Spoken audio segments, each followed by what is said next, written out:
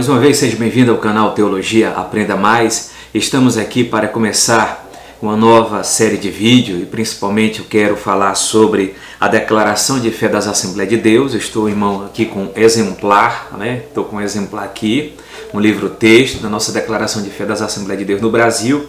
Eu quero ressaltar sobre essa declaração os pontos principais que tem nela, que são 24 artigos de fé, 24 doutrina, 24 bases teológicas, ao qual a Igreja Assembleia de Deus no Brasil tem como fundamento, como confissão, como credo e como crenças e prática. Então, aqui está o nosso canal Teologia Aprenda Mais. Se inscreva no nosso canal, deixe o seu like, compartilhe os nossos vídeos, acerca de muitos conteúdos ao qual já temos gravado sobre a história da teologia, teologia contemporânea, sobre teologia sistemática, teologia do Antigo Testamento, do Novo Testamento, curiosidade bíblica 1, 2, 3 e 4. Então, o nosso canal Teologia Aprenda Mais também tem seitas, heresias, apologética, filosofia, depressão à luz da Bíblia, à luz da ciência. Então, nesse vídeo eu quero falar sobre a nossa declaração de fé das Assembleias de Deus, que é uma base, que é um alicerce primordial das doutrinas fundamentais da fé cristã. Então, esse aqui é o exemplar, é um exemplar editado pela CPAD. Eu quero falar aqui de modo sumário, de modo sucinto, como eu fiz nos demais vídeos, na série ao qual gravei sobre determinados temas, e eu quero falar de forma também explícita, também clara, de forma sintética, de forma resumida, fazer uma síntese acerca desses pontos principais da declaração de fé das Assembleias de Deus no Brasil. Então tem aqui, CGADB. E aqui no início, aqui nós temos aqui declaração de fé. Nós temos o chamado Evangelho Quadrangular. No Evangelho Quadrangular, que você tem uma declaração de fé das Assembleias de Deus, você pode estar abrindo, acompanhando comigo, Então aqui a declaração de fé tem o Evangelho Quadrangular. Jesus salva, Jesus cura, batiza no Espírito Santo e breve voltará. Isso está bem aqui na folha de rosto, no início da nossa declaração de fé das Assembleias de Deus. Então, a declaração de fé ressalta: Jesus salva, cura, batiza no Espírito Santo e breve voltará.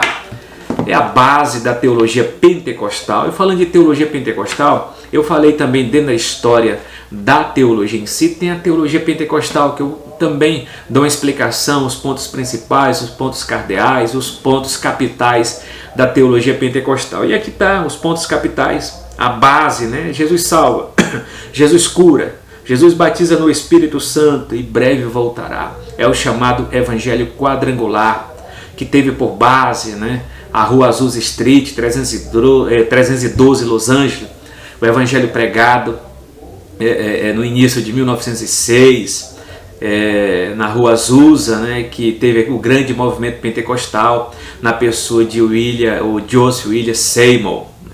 Então é isso, é uma base. Então tem uma questão aqui: só lhe deu glória, somente a glória a Deus, está na declaração também. E a outra questão primordial que está aqui, bem também nas primeiras folhas, que ressalta, está dizendo o seguinte: Convenção Geral das Assembleias de Deus no Brasil, Casa Publicadora das Assembleias de Deus no Brasil também. Então, nós temos aqui a CPAD pôde aqui organizar, declaração de fé, Jesus salva, cura, batiza no Espírito Santo e breve voltará. O organizador primordial e principal da declaração está aqui, Ezequias Soares da Silva, o organizador. O pastor Ezequias Soares, ele é o pastor presidente da igreja em Jundiaí, São Paulo, da Igreja Assembleia de Deus em Jundiaí, São Paulo. Ele também é o presidente da Comissão Apologética da CGADB. Ele também é escritor de várias obras, de vários livros. Ele é um grande hebraísta, um especialista em grego. Pastor Ezequias Soares é um dos grandes apologistas que temos na Igreja Assembleia de Deus no Brasil. Pastor Ezequias Soares também é comentador das várias revistas da Escola Dominical. Ele que é o organizador, principalmente da declaração de fé que temos, ou que estamos aqui em mão nesse exemplar.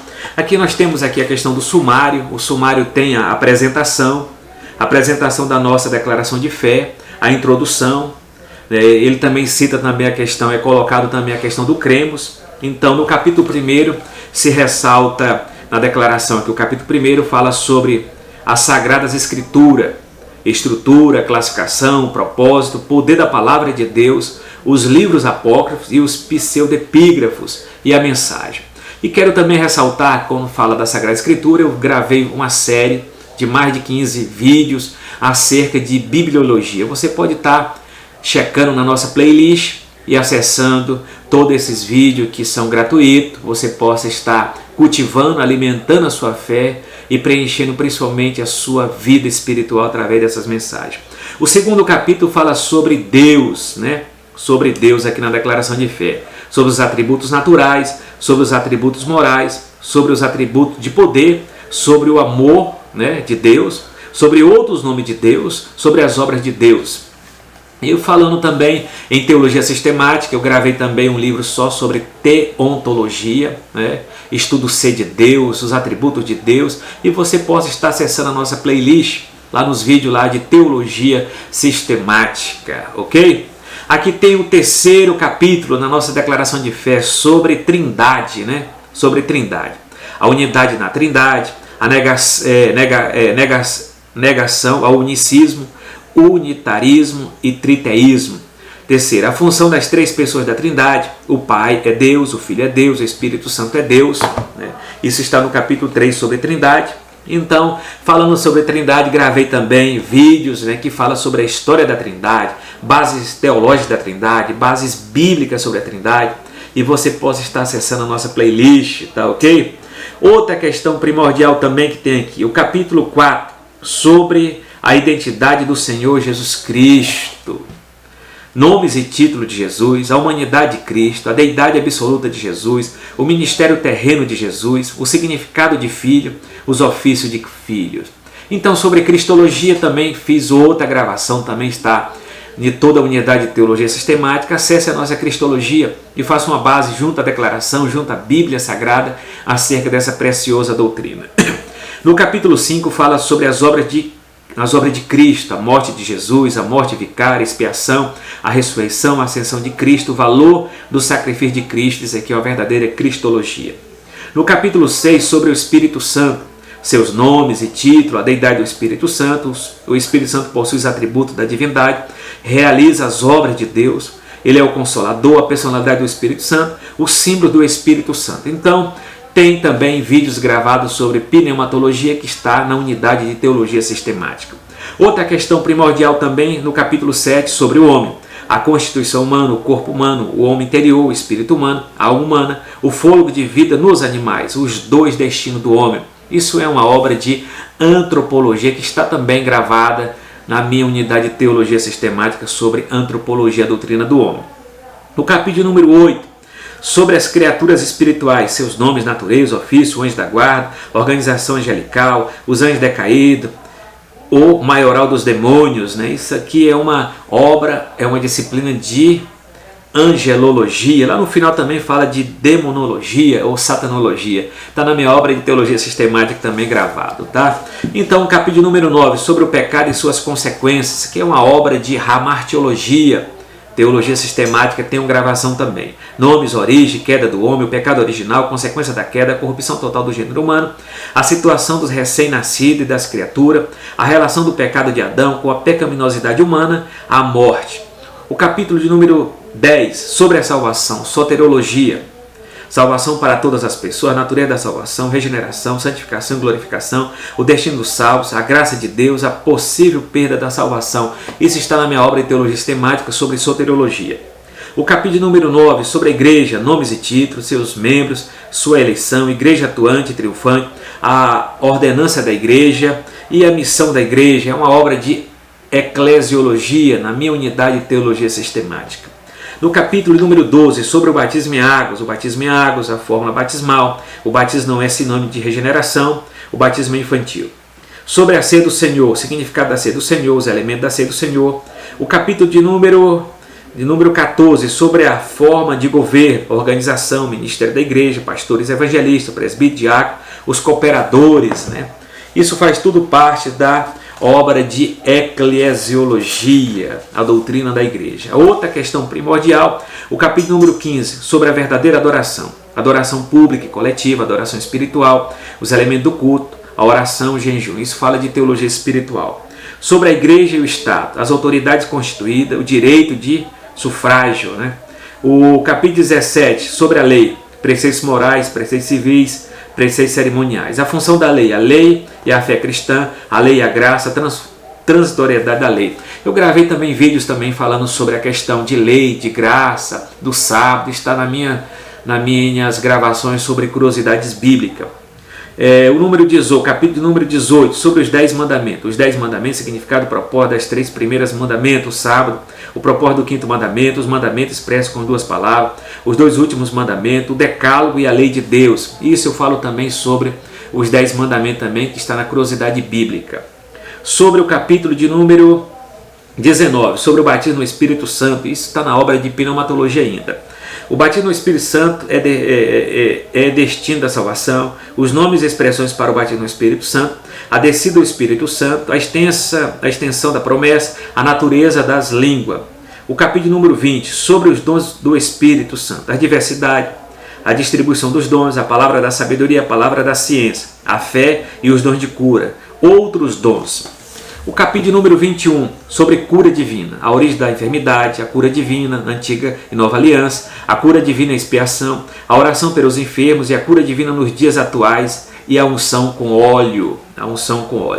O 21 também retrata, o 22 retrata a segunda vinda de Cristo, está na escatologia, gravei vídeo sobre escatologia também. Arrebatamento da igreja, o tribunal de Cristo, as bodas do Cordeiro, a grande tribulação, manifestação do anticristo, a vinda de Cristo em glória, o milênio, o súdito do reino de Cristo.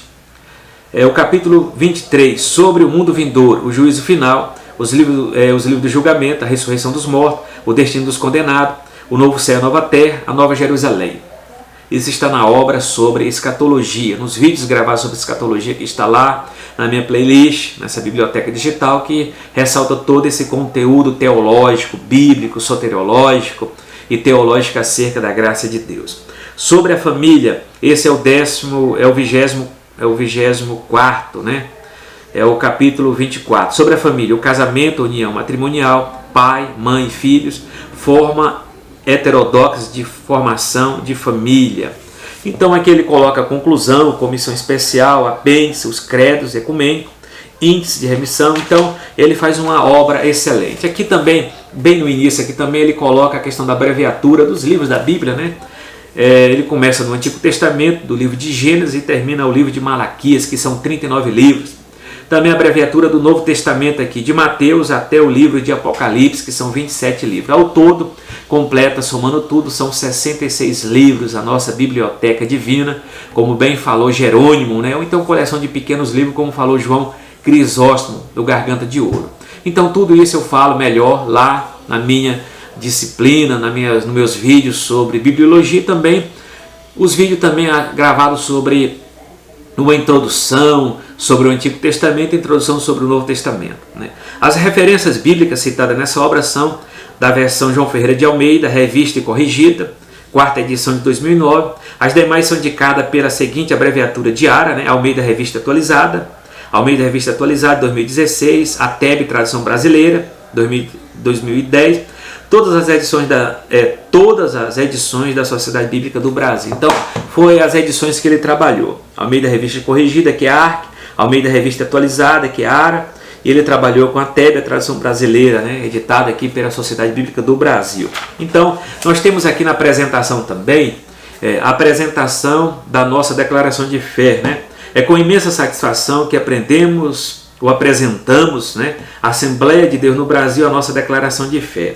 Essa palavra aqui é a palavra do presidente José Wellington Bezerra da Costa, que é o presidente da CGADB, né? Da CGADB, Convenção Geral das Assembleias de Deus no Brasil, que é o presidente, é uma fala do presidente. Eu quero falar aqui também, dentro da introdução, que essa introdução ela é bem falada pelo presidente da comissão especial, que é o pastor Ezequias Soares da Silva.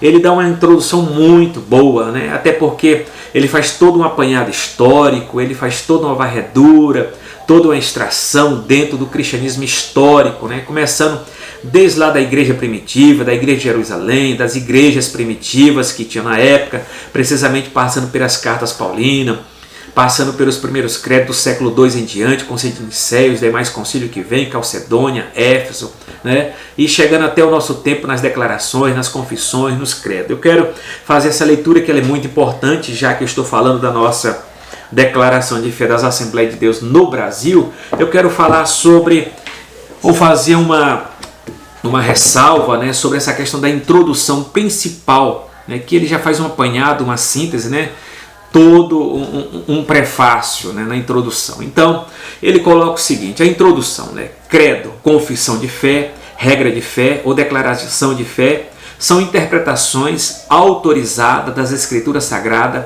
aceitas e reconhecidas por uma igreja ou denominação. Muito importante essa colocação.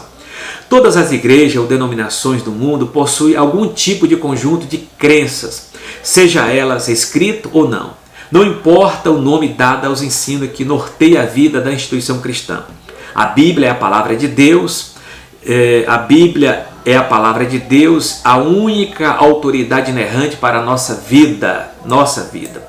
Não é um credo, mas sim sua fonte primária. Na explicação de Philip Schaeffer, a Bíblia é a palavra de Deus ao homem, o credo é a resposta do homem a Deus. A Bíblia revela a verdade em forma popular de vida e fato. O credo declara a verdade em forma lógica de doutrina. A Bíblia é para ser crida e obedecida. O credo declara a verdade em forma lógica de doutrina. A Bíblia é para ser crida e obedecida. O credo é para ser professado e ensinado. Muito boa colocação dentro dessa introdução. Em outras palavras, a Bíblia precisa ser interpretada e compreendida para uma adoração consciente da parte de Deus. Isso é muito importante acerca que nós devemos saber interpretar, porque a primeira regra da hermenêutica, a Bíblia interpreta a própria Bíblia e devemos fazer a leitura do texto dentro do contexto. A igreja não dispunha de credos ou de qualquer formulação doutrinária formalizada no período apostólico. Era um tempo em que a produção dos livros do Novo Testamento ainda estava em andamento, né? Logo no século II surgiu a necessidade de se organizar os pontos mais significativos da fé cristã, pois desde muito cedo na história do cristianismo surgiu controvérsias e heresias que questionavam o verdadeiro ensino cristão. Diante disso, era chegada a hora de responder com mansidão e temor a qualquer que vos pedir a razão da esperança que há em vós. É uma citação muito bela e sacra, né, de 1 Pedro 3:15, né, responder com mansidão a razão da nossa fé. A palavra apologia, responder, falar. Assim, começaram a aparecer as primeiras regras de fé sintetizando a doutrina cristã. Esses documentos tinham por objetivo sintetizar as doutrinas essenciais do cristianismo para facilitar confissões públicas, né, e conservar o pensamento cristão contra as heresias. Essas formulações foram sendo aperfeiçoadas e tornaram conhecidas como credo ou símbolo. O termo credo vem do latim credo e significa creio, depósito, confiança. Trata-se de uma confissão de gratidão à glória de Deus. Símbolo, do grego símbolon, significa literalmente arremessar, junto, comparar, sendo. Porém, usando em referência a qualquer declaração formal, seja esta credo, confissão de fé ou catecismo. Os credos considerados universais são conhecidos como credos ecumênicos, visto que sua aceitação é ampla e não se restringe a uma ou outra região. Os principais são o credo dos apóstolos, isso é muito principal, o credo dos apóstolos. O credo dos apóstolos é do século II, o credo niceno é do ano 325 depois de Cristo, o credo niceno constantinopolitano do ano 381, o credo de Calcedônia de 451, o credo de Atanásio acerca do ano 500. Seu conteúdo consta aqui nesse apêndice, né, demonstrando que temos muitos pontos em comum com os primeiros cristãos. Esses credos são geralmente aceitos por católicos romanos, católicos ortodoxos gregos, protestantes, pois seu conteúdo é comum às principais religiões que ostentam a bandeira de Cristo. As seitas ou grupos religiosos heterodoxos rejeitam esses credos. Então, esses credos, as decisões conciliares, as decisões credais, elas são muito importantes para os três principais ramos do cristianismo: catolicismo romano, catolicismo ortodoxo e o protestantismo de forma geral. Protestante de forma geral, que tem uma boa citação. Até porque tive vídeo gravado, né, acerca dos 3 primeiros séculos do cristianismo, 3 a 4 primeiros séculos do cristianismo, que toda a elaboração do pensamento teológico, a elaboração do pensamento doutrinário, a elaboração do pensamento teológico foi trabalhada nesses 5 primeiros séculos da era cristã, tendo as bases da construção da doutrina da Trindade, da soteriologia, da pneumatologia, das decisões conciliares, né? De todo o conteúdo, de todo o arcabouço que hoje nós temos as chamadas doutrinas fundamentais da fé cristã. É muito importante o apêndice ao qual ele está fazendo aqui dentro dessa introdução explícita, né? Pedagógica, esclarecedora acerca que vem as nossas doutrinas. Eu costumo dizer que a Bíblia não caiu do céu com zip tudo e pronta, né? Essas doutrinas não chegou a nós pronta e acabada. Elas levaram muito tempo, pessoas morreram, foram queimadas na fogueira, pessoas foram sacrificadas, jogadas nos coliseus, mas tivemos boas doutrinas elaboradas no decorrer da história do cristianismo histórico e bíblico para termos hoje essa fundamentação, e principalmente o conteúdo doutrinário das Assembleias de Deus no Brasil, que são doutrinas fundamentais e cardeais da fé cristã. Então, elas não apareceram do dia para a noite, elas não foram inventadas dentro da Assembleia de Deus, elas foram trabalhadas, interpretadas no decorrer da história do cristianismo santo e puro, né? Como ele coloca aqui nos credos, nas confissões, nas decisões apostólicas, até chegar ao nosso tempo. Outra questão também dentro da introdução, a confissão de fé é mais elaborada do que os credos ecumênicos, né? Que são uma formulação de fé pessoal. E começa com creio ou cremos, né? O termo confissão era usado no princípio para descrever o testemunho dos mártires, e começar pelo próprio Senhor Jesus Cristo. De Jesus Cristo, que diante de Pôncio Pilatos deu testemunho de boa confissão. Ele faz uma citação de 1 Timóteo 6,13, porém, comumente usada nas declarações formais da fé cristã pelos reformadores. As confissões de fé são marcas do período da reforma, e as principais são as seguintes. Ele coloca a confissão de Augsburgo, de Lutero, de 1483 a 1546, que é o período de vida de Lutero. Lutero nasceu em 1483 e faleceu em 1546. A declaração a confissão de Augsburgo foi elaborada por Filipe Melancton, né, que ele viveu no ano de 1497 a 1560. Ela foi elaborada em 1530. As confissões helvéticas, né, e a primeira em 1534, a segunda é de 1566 e a última preparada por Bullinger, né, que viveu no ano de 1504 a 1575, sucessor de Ulrich Zwinglio, né? Zwinglio também viveu no ano de 1484 a 1531. A confissão de fé gaulesa, né, preparada em 1559 por João Calvino. João Calvino viveu no ano de 1509 a 1564. E a confissão de fé escocesa de 1560, preparada para uma comissão liderada por John Knox. John Knox viveu no ano de 1513 a 1572. E a confissão belga de 1561, preparada por Guido, né, que viveu no ano de 1522 a 1566. E o catecismo de Heidelberg, muito importante, o catecismo de Heidelberg, escrito por Zacarias Ursino, de 1534 a 1583. E Gaspar, que viveu em elaboração dos 39 artigos da religião, preparada geralmente em 1552 em Londres por Thomas Cranmer. Thomas Cranmer viveu em 1489 a 1556, com 42 artigos, quais sofreram minutas revisão de 1563 por Mateus Becker. E o Arcebispo de Cantuária com a cor de 3 artigos. E a confissão de fé da Igreja Anglicana. Então, o arminianismo holandês do ano de 1610 articulou uma breve declaração teológica, que eu vou falar sobre a questão do Sim de Dort, baseada também dentro da introdução que temos aqui da nossa declaração de fé das Assembleias de Deus, ao qual estou com um exemplar. Shalom, até o próximo vídeo. Eu quero fazer uma conclusão voltada dentro da nossa declaração e a introdução prefacial escrita pelo pastor Ezequias Soares. Shalom e até